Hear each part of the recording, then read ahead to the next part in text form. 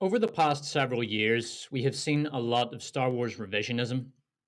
The prequels have been elevated, the Disney sequels have been all but expelled from canon, and The Return of the Jedi has, unjustly, come to be thought of as the poor relation of the first two movies.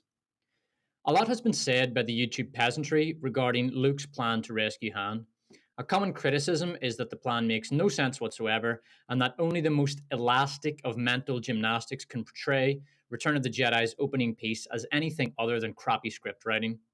In truth, the entire opening makes perfect sense, and it's not complicated at all. It's actually quite simple once you understand what's going on, and it's quite realistic as far as realism in fantasy space opera goes. The problem with trying to make sense of Han's rescue as a plan is that it isn't a single plan. It is the botched result of three plans. The first, which was put into motion but never got off the ground. The second, which was an emotion driven dash at the target. And the third, which was a fairly well put together last minute semi improvisation. So here's what happened: Leia, Lando, and Chewie gather on Tatooine with the intention of working together to save Han. After some initial frustration, it is decided that they simply don't have enough ground intelligence to proceed. So Lando volunteers to go in as a spy and feed information to Chewie and Leia until a concrete plan could be formed. At this point, Luke arrives on Tatooine after having completed his Jedi training. He takes a look at the plan Leia has come up with so far and is extremely unimpressed. He discards them, telling Leia that he will work on a more robust plan while Lando feeds them more intelligence. Leia protests, saying that will take too long. So Luke tells her he will send in R2 and 3PO to help gather intelligence, but that this is a complex operation and Leia must be patient. Leia's royal pride is offended by this dismissal of her ideas and Luke's presumption of leadership, and this hurt pride combined with an impatience to save Han leads her to pursue the rescue on her own. She lies to Chewie, telling him that Luke has finished his plan and they must go now to Jabba's palace, posing as bounty hunter and captive. Chewie eagerly agrees. She probably thinks Lando can free Chewie at some future date. Lando himself would be confused and surprised by the arrival of Leia, though I suspect he would have guessed that this is Leia acting by herself against Luke's orders. After working on a rescue plan for some time with Leia, Lando would know how domineering, scatterbrained, and incompetent she is as a strategic planner, and was probably relieved to get away from her when he entered Jabba's palace as a spy. Christ, man. Lando goes to an isolated desert planet with one of the most beautiful women in the galaxy, and after a week, he can't wait to get away from her. We all know exactly how he feels. Am I right, boys? Lando wouldn't have wanted to get involved with Leia's plan. He probably recognized it as the crappy plan that Luke discarded, suspected it would fail, and realized that if he got involved, it would increase the likelihood of failure, since more attention would be drawn to it, and at best, there would be very little he could do to help Leia's gambit succeed. In addition, Lando was also aware that he needed to remain in Jabba's palace to rescue Chewie in the unlikely event that Leia's idiot scheme succeeded. Unsurprisingly, and as Luke easily predicted, Leia's plan is a complete debacle and results in the loss of Chewie and her own capture. Luke now no longer has the time or the resources to launch an effective, well planned rescue and must simply throw together a last minute plan. But since he must now rescue three comrades instead of one, he knows it will ultimately boil down to going in and improvising a victory out of an almost impossible situation. Luke has already sent in 3PO and R2 to infiltrate Jabba's palace under the pretext of presenting them as a good faith gift. But even before Leia went rogue, Luke recognized the likelihood of capture and smuggled in his lightsaber inside R2, knowing that a frontal lightsaber assault would be suicidal, but that his lightsaber would be an essential aid in his eventual escape after he was captured. When Luke arrives at Jabba's palace, he force strangles two guards immediately.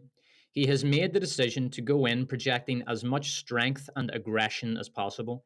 He knows he can't negotiate or bargain with Jabba and decides that extreme aggression and the direct threat of annihilation will give him the best chance of a quick victory without excessive bloodshed or threat to his own life. Luke enters the audience chamber during nap time and mind tricks Jabba's blue minion.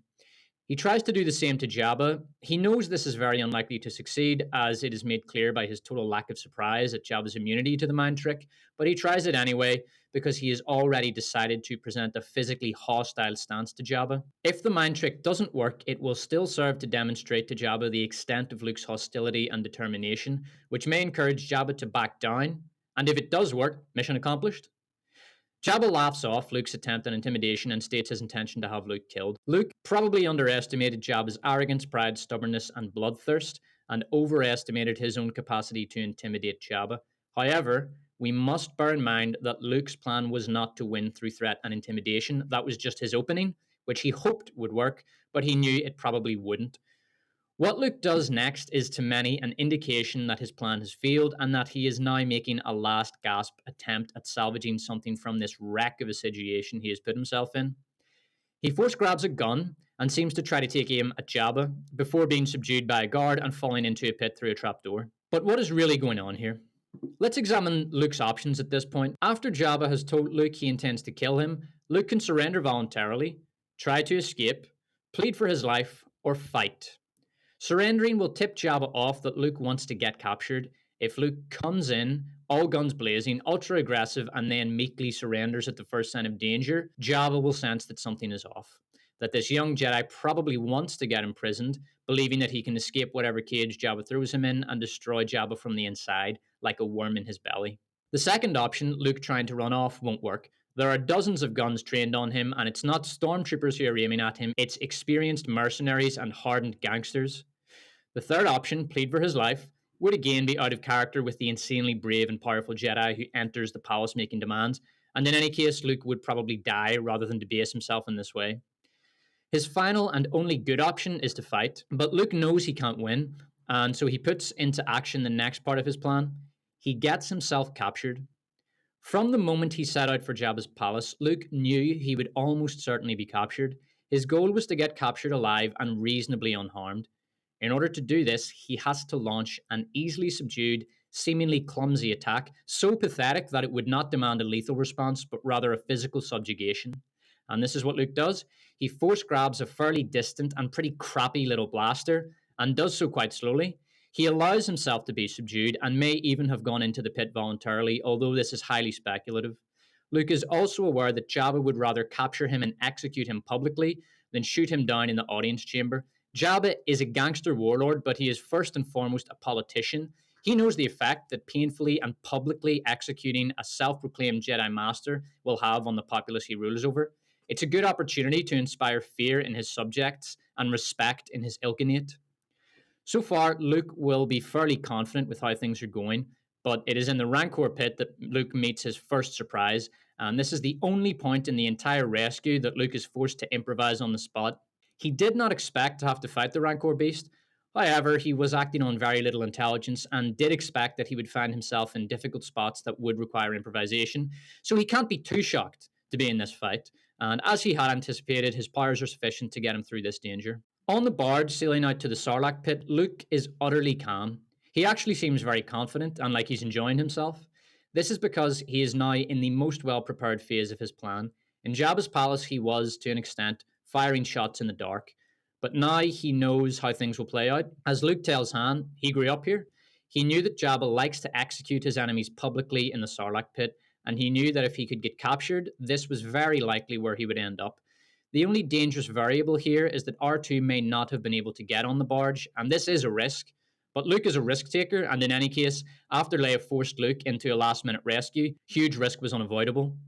To minimize the risk here, Luke would have given instructions to R2 to do everything possible to get on the barge, which R2 does. Luke gives one last warning to Jabba to set him and his friends free. This is mostly done out of a sense of honorable Jedi conduct, but also because Luke wants to maximize the fear and panic that will sweep through Jabba's retinue once he launches his attack. In the final and most decisive part of Luke's rescue plan, R2 launches the lightsaber at him. He grabs it, kills everything, and escapes with all in tow.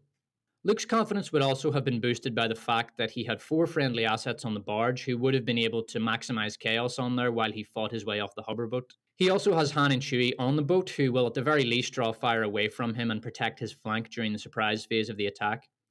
If you think of Han's rescue as a single plan, it does appear to be a complete debacle and an indefensible shitshow, and to make no sense whatsoever. But when you realize that it is in fact the botched result of three plans, one aborted, one failed, and one thrown together at the last minute, you realize that the opening of Return of the Jedi is not an example of incompetent writing, but the opposite. The writing is excellent because it is a realistic depiction of what happens when inexperienced strategists try to work together to plan out a complex operation and put it into effect.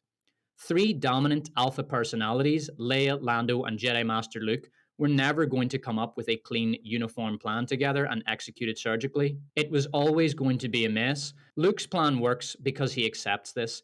By accepting the fact that this situation will ultimately come down to a big, messy fight, he is able to construct a plan that embraces that reality and whose design reflects it. Return of the Jedi's opening piece is not the messy, incomprehensible nonsense that it has been portrayed as. It's great. Thanks for listening. Like, subscribe, and help to build the Despotate.